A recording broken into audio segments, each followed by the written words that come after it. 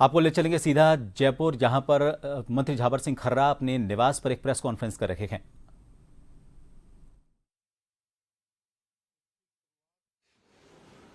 धुलंडी के दिन हुई थी। 5-7 लड़कों ने मिलकर वहाँ उत्पात मचाया था, बदतमीजी की थी, मारपीट की थी, जिसकी अजीतगढ़ पुलिस थाने में रिपोर्ट दर्ज हुई थी। रिपोर्ट दर्ज होने के बाद जांच में जिन जिन लोगों के नाम सामने आए, उनको ट्रेस करने की कोशिश की गई। कल शाम को पुलिस को जो जानकारी मिली कि उनमें जो प्रमुख लड़का अपराधी था वो गटक नेत की ढाला की नानी के पास जोड़े में अपना जन्मदिन सेलिब्रेट कर रहा है। 5-10 गाड़ियां उनको दौड़ा रहा है, वहीं शराब आदि का सेवन कर रहे हैं, वहीं केक आदि काट रहे हैं। इस सूचना पर पुलिस वहां गई थी। पुलिस की भनक लगते ही वो फरार हो गए। ढाणी में उन्होंने पूछताछ करने की कोशिश की, उसको लेकर विवाद हो गया, धक्का, पुलिस को वापस जाना पड़ा। फिर दोबारा पुलिस दल आया, उनमें से जितनी जानकारी मेरे पास है, एक पुलिस वाले को उन्होंने बिठा के रोक लिया और बाकी के साथ धक्का मुक्की हो गई। तीसरी बार अजीतगढ़, थोई, खंडेला, श्रीमाधोपुर 5-6 थानों की फोर्स वहाँ गई, तो उनके साथ झगड़ा हो गया, लठमलठ हो गए, जिसमें पुलिस के 2-3 एसएचओ और 5-7 कांस्टेबल, हेड कांस्टेबल आदि घायल हो गए। जिला मुख्यालय पर जब सूचना पहुंची तब सीकर के पुलिस अधीक्षक आरएसी को साथ लेकर रात्रि में ढाणी में आए, तो बहुत से लोग घरों को ताला जुड़कर बंद करके भग गए थे। जो लोग वहाँ उपस्थित मिले उनमें से कुछ को उन्होंने डिटेन किया है। जांच चल रही है। ये घटना दुर्भाग्यपूर्ण है और पुलिस निष्पक्षतापूर्वक तत्परता से कार्रवाई करे और भविष्य में इस प्रकार की अपराधों की पुनरावृत्ति नहीं हो, इसके लिए कठोर से कठोर कार्रवाई करे। परिसीमन को लेकर के जो कार्रवाई की गई है उस पर कांग्रेस की तरफ से सवाल उठाए जा रहे हैं। कोर्ट में याचिका लगाने की बात कही जा रही है और कहा जा रहा है कि आपत्ति भी दर्ज कराएंगे। देखिए, आपत्ति दर्ज कराना जिस परिक्षेत्र का मामला है, उस परिक्षेत्र के हर मतदाता का, हर नागरिक का अधिकार है। नगर पालिका के वार्डों के पुनर्सीमांकन के मामले में उस नगर पालिका क्षेत्र का कोई भी मतदाता, कोई भी नागरिक आपत्ति लगा सकता है, ये उसका अधिकार है। और राजनीतिक दलों को भी ये अधिकार है, लगानी चाहिए अगर उनको किसी प्रकार की दिक्कत हो तो। लेकिन अनावश्यक राजनीति अगर प्रतिपक्ष कर रहा है तो इसका तो मेरे सामने ऐसा कोई कारण नहीं है। नेता प्रतिपक्ष इस मामले को पहले उठा चुके हैं, अब उसी होड़ में दूसरे नेता इस मुद्दे को लेकर अपना बयान जारी कर रहे हैं। लेकिन परिसीमन की जो प्रक्रिया है, वार्डों का पुनर्सीमांकन होना, पुनर्सीमांकन के बाद उसका प्रकाशन होना, प्रकाशन के बाद 3 सप्ताह का आपत्ति लगाने का समय मिलना, आपत्तियों पर सुनवाई होना और सुनवाई के बाद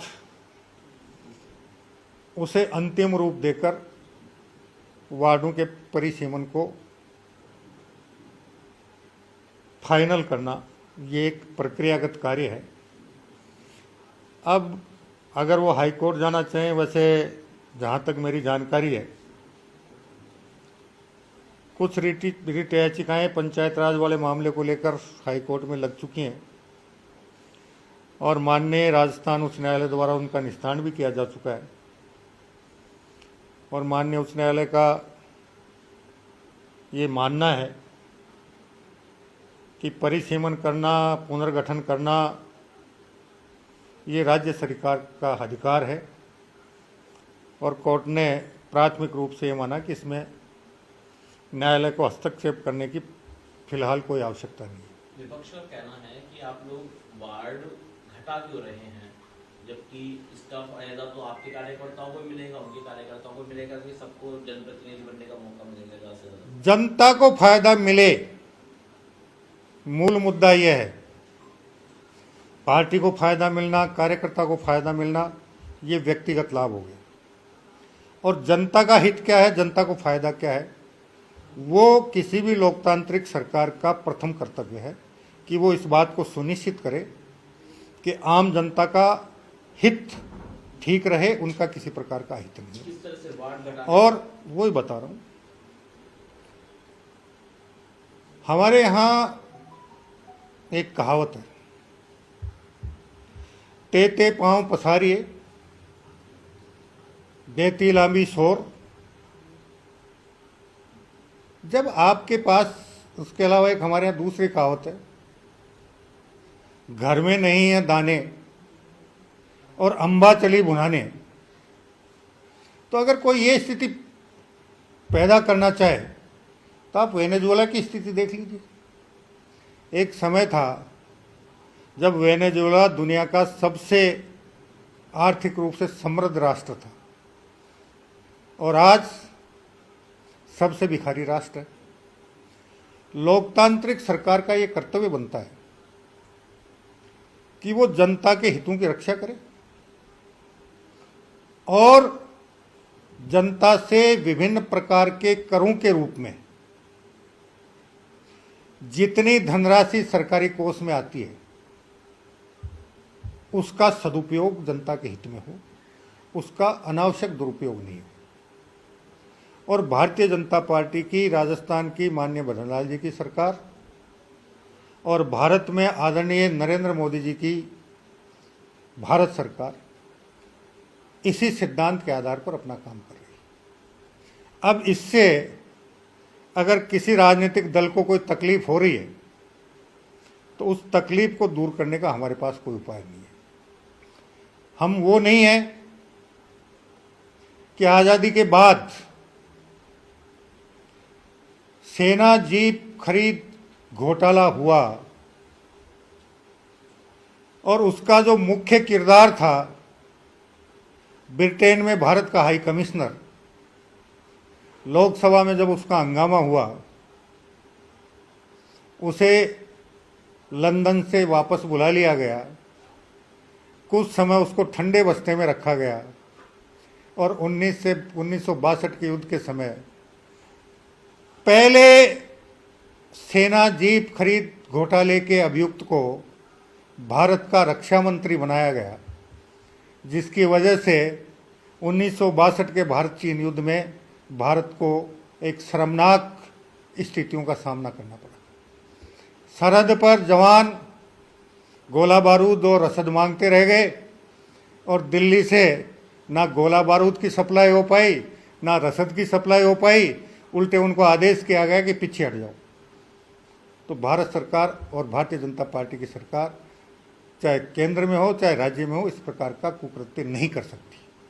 लेकिन अगर कोर्ट में मामला जाता है तो क्या पूरा कोर्ट में अगर मामला जाएगा, हम हमारा पक्ष मजबूती से रखेंगे और माननीय न्यायालय जो भी निर्णय करेगा उसे सहर्ष स्वीकार करेंगे, क्योंकि हमें पता है कि हम जो भी काम कर रहे हैं वो नियमानुसार और कानून के अंतर्गत कर रहे हैं। तो आप कुल मिलाकर के नवंबर में एक साथ सारे निकायों के चुनाव कराने के लिए तैयार हैं? बिल्कुल। देखो, मैंने आपसे पहले भी कई बार ये बात साझा की है कि अभी वार्डों का परिसीमन हो रहा है, नगर पालिकाओं के सीमावृद्धि का काम हो चुका है, प्रकाशन वार्डों के पुनर्गठन का प्रकाशन हो चुका है, आपत्ति की अवधि चल रही है। जितनी आपत्तियां आएंगी उनका निश्चित रूप से सुनवाई होगी। सुनवाई होने के बाद जिला प्रशासन अपने प्रस्ताव राज्य सरकार को भेजेगा और राज्य सरकार उनको परीक्षण करके अंतिम रूप देगी और उसके बाद मतदाता सूची बनाने का काम शुरू हो जाएगा। और उम्मीद यही करते हैं कि सितंबर तक मतदाता सूची बनने का काम जब पूर्ण हो जाएगा उसके बाद हम नगर पालिकाओं के चुनाव की तैयारी शुरू कर देंगे। और सामान्यतः यही हमारा सोच है कि नवंबर के अंदर एक प्रदेश एक चुनाव के अंतर्गत प्रदेश के समस्त नगर निकायों का नवंबर 2025 में चुनाव हो जाए। वक्फ वाला बिल आज सदन में पेश हो गया, कांग्रेस इसका विरोध कर रही है, राजस्थान में भी और केंद्र में भी। किस रूप में देखा जाए इस बिल को? देखिए, अगर आप इतिहास में जाएंगे तो ये बहुत लंबा विषय है। भारत में ये विषय पहली बार 1903 में शुरू हुआ था, जब सेपरेट इलेक्टोरल की मांग उठी थी।